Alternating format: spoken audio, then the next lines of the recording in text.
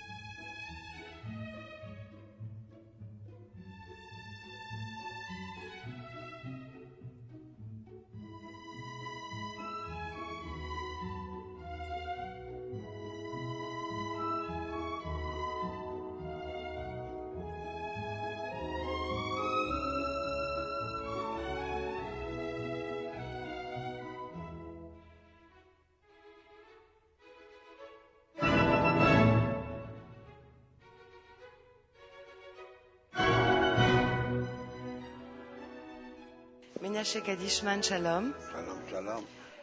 InfoLive TV is particularly honored to be able to encounter you and to ask you some questions today. Although recognized primarily as a sculptor, you're an artist whose artistic expressions are not restricted to a sole medium. You also paint. You have actually right now an exhibition going on in Tel Aviv. This is the Museum of Art. Musée d'Art Moderne Tel Aviv, if you can say it, I don't know. Is there a particular message in your work in general? What particular message? It's about love, but it's something very difficult as we see the world. So in the art, it's a language. We are talking with words. And in the art, we are talking with forms and colors and shape.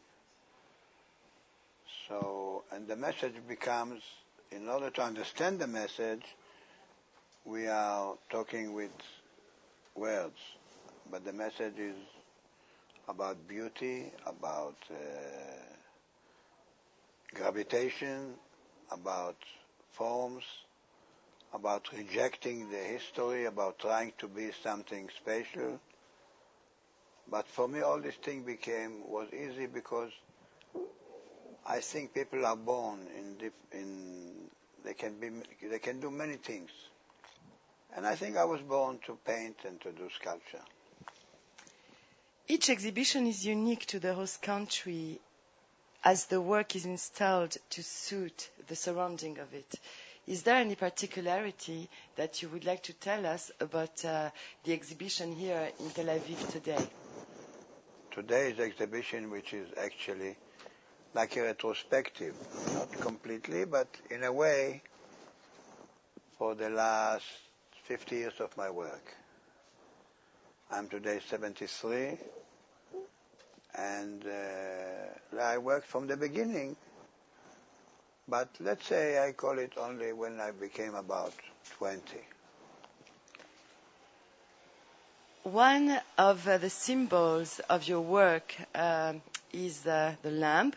Have you read The Little Prince of Saint-Exupéry? Yes, Saint-Exupéry, I like it.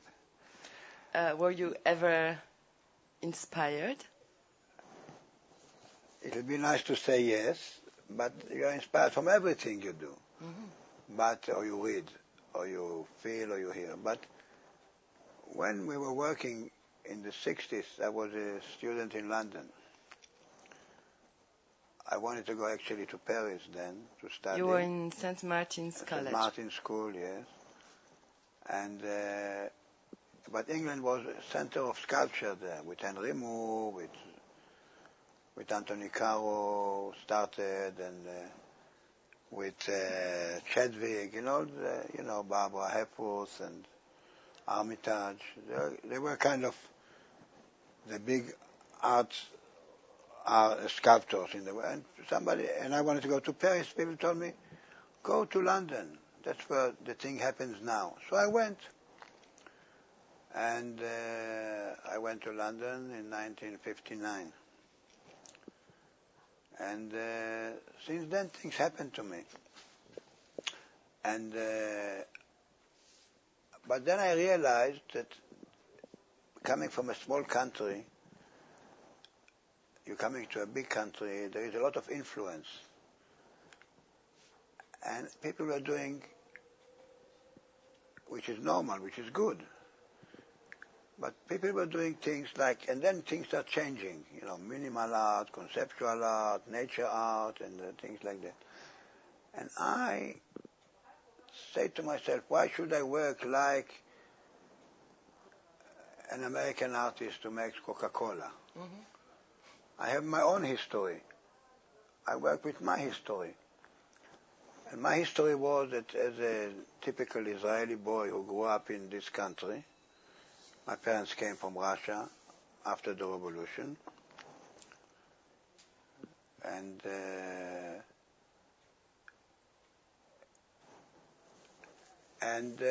they came to Israel, and they were pioneers and things like that. And the idea was to grow a new society, a home for the Jewish people, especially after the Second World War. My education was for the people. And we went to live in a kibbutz. And in the kibbutz I was a shepherd. I worked with the mouton. Mm-hmm. And but when I was walking on the mountains, I thought of the Bible. I thought that all the old parents like Abraham and Isaac and Jacob, they were all shepherds. And I felt I'm continuing the life of the history. Mm-hmm. Instead, like Andy Warhol made Campbell soup, and Jasper Johns made Coca-Cola. And I thought I'll make the sheep. This is my life. Mm-hmm. And then in 1978, I was representing Israel in Venice Biennale. And I bought a group of sheep as alive, nature as art. And I bought live sheep as art. Mm-hmm. And it was a big sensation then in Venice, and everybody was crazy about it. I was doing only sculpture there till then. But after this, they invited me to do prints. Gravure, how do you call it in French? And then I started to paint, like to make prints and things like that. And I began to enjoy to paint. And I started to paint, and I made sheep, because I was doing the sheep in Venice. Could you tell us about this friend of yours that is gone? I tell you, in 1978 I met Pierre Estany, a great historian and great prophet of modern art, and his wife Jojo. And I've never met a man like him before.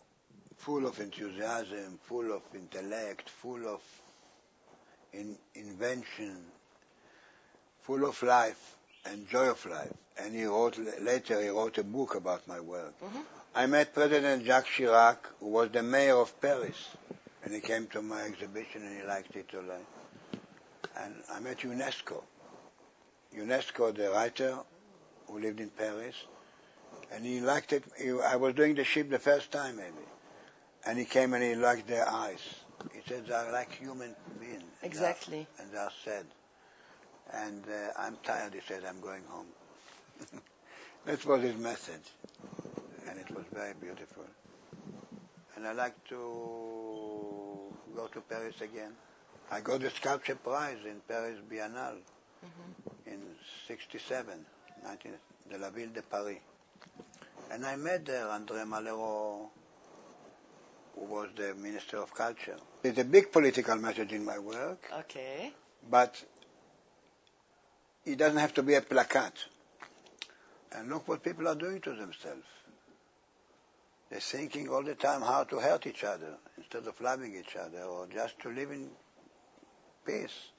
The Ten Commandments, they don't have They don't have to make a modern renovation. Because those are ideas of what it is. Give respect, don't kill, love each other, and things like that. Well, Menashe Kadishman, thank you very much for giving us in InfoLife TV this opportunity to meet you in person.